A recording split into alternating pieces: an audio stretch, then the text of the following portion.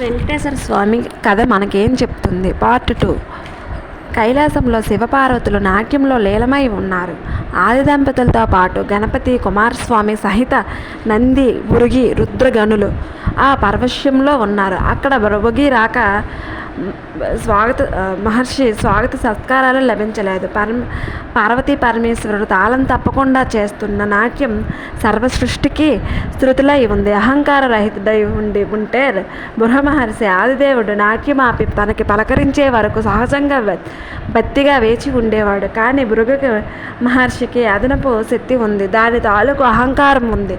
కాబట్టి భక్తుడు భగవంతుడి కోసం వేచి ఉండటం కాదు, భక్తుడి రాక కోసం మెలకువతో ఉండాలనుకున్నాడు. దాంతో ఆగ్రహాన్ని నిగ్రహించుకోలేక లింగాకృతికే తప్ప పరమేశ్వరుడు రూపానికి అర్చకులుండరాదని శపించి వైకుంఠానికి వెళ్ళినాడు.